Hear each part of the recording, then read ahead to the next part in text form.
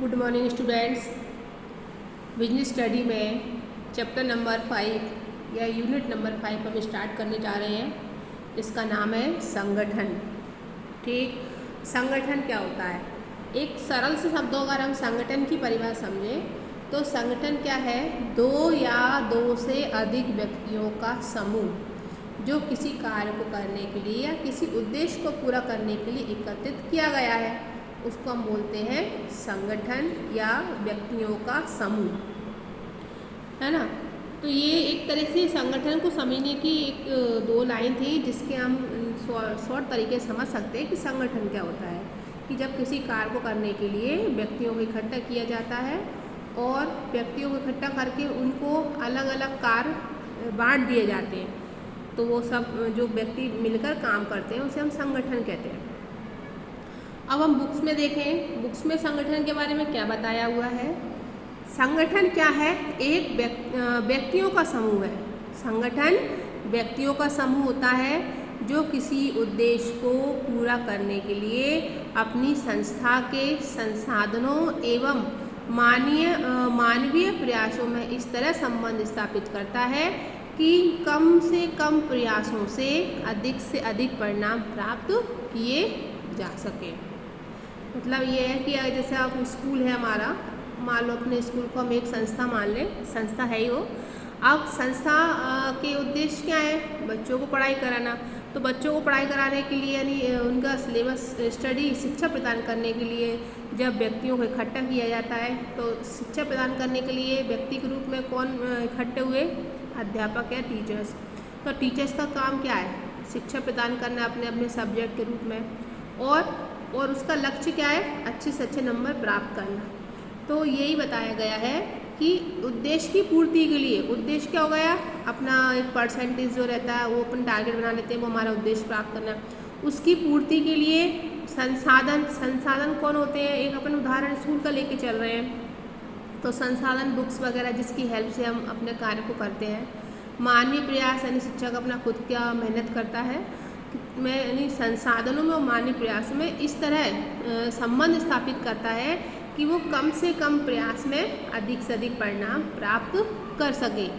संस्था के उद्देश्यों को नियोजन के अंतर्गत निर्धारित कर निश्चित कर लिया जाता है कि क्या करना है, कैसे करना है, कब करना है, किसके द्वारा किया जाना है। ये क्या करना है, कब करना है, कैसे करना है, ये हम किसके अंतर्गत पढ़ते हैं? नियोजन के अंदर। तो नियोजन में क्या करते हैं? हम लक्ष्य को बना लेते हैं और उस लक्ष्य को पूरा करने के लिए हमको किसकी आवश्यकता होती है? संगठन की। तो जब लक्ष्य बन जाता है उस लक्ष्य के बाद ही संगठन का कार्य को क्रियान्वित किया जाता है। बिना लक्ष्य के संगठन का कोई काम नहीं रहता है।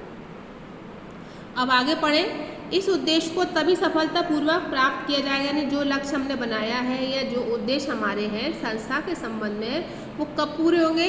जब व्यक्तियों के बीच सहयोग और संबंध, यानी जो संगठन में जितने व्यक्ति इकट्ठे आपस में क्या होना चाहिए? सहयोग होना चाहिए, एक दूसरे को कोऑपरेट करें और एक दूसरे के बीच प्रेमपूर्वक संबंध हो। प्रबंधन द्वारा भी इन कर्मचारियों की क्रियाओं के बीच संबंध में स्थापित किया जाता है, यानी जो मैनेजमेंट यानी व्यवस्था संभाल रहा है वह भी समय समय पर कार्य को सौंपता रहता है और कार्य के दौरान क्रियाओं को देखता रहता है। अब जैसे कि अभी प्रोडक्शन विभाग की बात करें तो प्रबंधन द्वारा क्या होता है?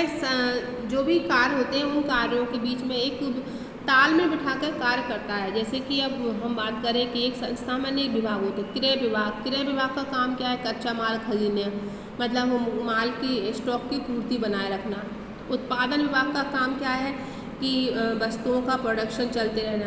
तो जब तक कच्चा माल का जो डिपार्टमेंट होगा, यानी जब तक बस कच्चे माल को नहीं खरीद पाएगा समय से, तो क्या उत्पादन विभाग अपना काम कर पाएगा? क्या नहीं कर पाएगा, क्योंकि उसको वस्तुओं को बनाने के लिए कच्चा माल ही नहीं मिल, रॉ मटेरियल नहीं मिल पाएगा, तब तक उत्पादन वस्तुओं का नहीं हो पाएगा। तो उसमें यही तो बताया गया है कि संगठन में एक दूसरे के बीच क्या होना चाहिए? समन्वय होना चाहिए, सहयोग होना चाहिए। जब अपना यानी जो क्रय विभाग है अगर वो समय से टाइम पर काम पूरा करेगा तभी दूसरा विभाग उत्पादन विभाग अपना काम समय पर कर पाएगा। आगे विक्रय विभाग का काम क्या होना है? जो वस्तु बनी हुई है उस वस्तु को बेचना। तो बेच कब पाएगा? जब समय पर माल तैयार हो जाएगा। तो ये सब विभाग के अंदर जुड़े क्या है? व्यक्तियों के ना, तो संगठन के रूप में ही जुड़े हुए हैं। जब एक विभाग से दूसरे विभाग के बीच आपस में समन्वय हो, समय पर काम पूरा किया जाए। और ये सब काम किसके अंतर्गत आते हैं? संगठन के अंदर। आपको बताया कि संगठन में व्यक्ति को क्या किया जाता है? काम दिया जाता है। जैसे क्रय विभाग में क्रय करने वाले व्यक्तियों, मतलब उसमें जो जिस डिपार्टमेंट जो भी काम होगा वो व्यक्ति करेंगे। उत्पादन विभाग वाले व्यक्ति उत्पादन में जो विभाग में जो भी काम होगा उसको दिया गया उसको समय से करेंगे। तो कुल मिलाकर अपना काम समय से पूरा करते जाते हैं और उनका जो उद्देश्य है, लक्ष्य को प्राप्त करना, जो भी संस्था बनाया गया है उन सभी का उद्देश्य एक ही रहता है, संस्था की उन्नति करना या प्रगति करना। इस प्रकार संगठन में कार्यों को दिया जाता है और आपस में तालमेल बना के रखा जाता है। संगठन इस प्रकार व्यावसायिक उद्देश्यों की प्राप्ति के लिए विभिन्न क्रियाओं को सामूहिक रूप में कुशलतापूर्वक प्रभावशाली ढंग से संयुक्त करने की आवश्यकता होती है। यानी जो भी उद्देश्य होते हैं उसमें कुशलतापूर्वक और सामूहिक एक साथ संयुक्त करने की आवश्यकता होती है। इस कार्य को संगठन के माध्यम से पूरा किया जाता है। कोई एक व्यक्ति अकेला काम नहीं कर सकता, उस सबको मिलकर काम करना पड़ता है और सबका सामूहिक रूप से जो उद्देश्यों की प्राप्ति होती है उसे ही हम संगठन कहते हैं। अब संगठन की अवधारणा हम पढ़ लेते हैं। संगठन की अवधारणा, संगठन व्यक्तियों का समूह, संस्था या तंत्र। सबसे पहले तो याद रखना संगठन व्यक्तियों का समूह होता है, मशीनें वगैरह का नहीं, जो संस्था द्वारा निर्धारित उद्देश्य की प्राप्ति के लिए मिलजुल कर समन्वित रूप से प्रयत्न करता है।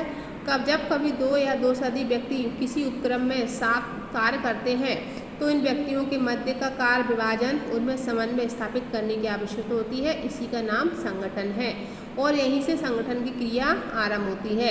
अंग्रेजी भाषा के ऑर्गेनाइजेशन शब्द की उत्पत्ति ऑर्गेनाइज से हुई है, जिसका आशय सारी संरचनाओं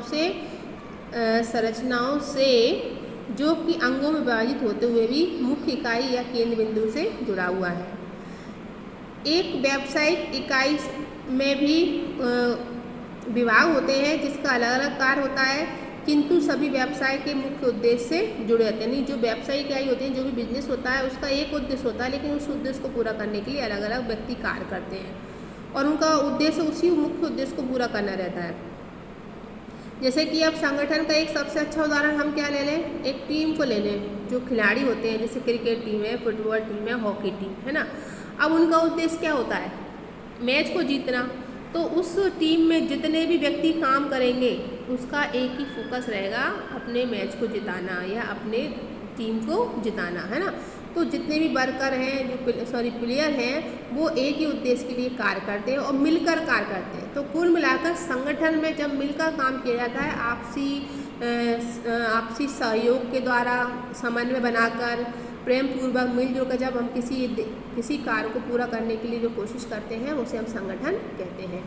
आई होप आपको समझ में आ गया होगा कि संगठन क्या है। सिंपल सा है, किसी कार्य को करने के लिए इकट्ठे हुए व्यक्तियों को जब अलग अलग कार्यों में सौंप दिया जाता है और उस कार्य को वो प्रेमपूर्वक, स्नेहपूर्वक या समन्वय स्थापित करके कार्य को करते हैं तो वो समन्वय कहलाता है। संगठन कहलाता है। संगठन दो या दो से अधिक व्यक्तियों का समूह होता है जो किसी कार्य को करने के लिए इकट्ठे किए जाते हैं। ठीक, एक परिभाषा हम समझ लें। सीनियत के अनुसार क्या बताई गई है? एक कमजोर संगठन अच्छे उत्पादन को मिट्टी में ला सकता है, किंतु एक अच्छा संगठन जिसके पास कमजोर उत्पादन है वो अच्छे उत्पाद को बाजार से भगा सकता है। इसका मतलब क्या हुआ है कि अगर किसी व्यवसाय में, उस संगठन में कमजोरी है, मतलब उसमें एक एकता नहीं है, समन्वय नहीं है, तो वो उसके पास चाहे कितने ही संसाधन क्यों ना हो, एक से एक अच्छी मशीनें हो, अच्छा रॉ मटेरियल हो, लेकिन उसमें आपस में एकता नहीं है तो वो अच्छे से अच्छे उत्पादन को भी किस में कर सकता है? मिट्टी में मिला सकता है, मतलब उस व्यवसाय को हानि में पहुंचा सकता है। लेकिन एक अच्छा संगठन, एक ऐसा, मतलब इसमें व्यक्तियों का ऐसे समूह जो मिलजुल कर काम करने वाला है, तो अगर उसके पास संसाधन नहीं भी है या ना के बराबर है तो वो संसाधन के माध्यम से अच्छे उत्पाद को बाजार से भगा सकता है। कुल मिलाकर संगठन में एकता होनी चाहिए और वो एकता के माध्यम से ही कोई भी व्यापार बाजार में टिक सकता है। तो ये परिभाषा बताई थी सीनित के अनुसार। परिभाषा अलग अलग विद्वानों ने अलग अलग परिभाषाएं दी गई है। सिंपल सी परिभाषा एल.एच. हेनेक के अनुसार क्या बताया गया है? किसी सामान्य उद्देश्य या उद्देश्य की प्राप्ति के लिए विशिष्ट कार्यों का मैत्रीपूर्ण संयोजन ही संगठन है।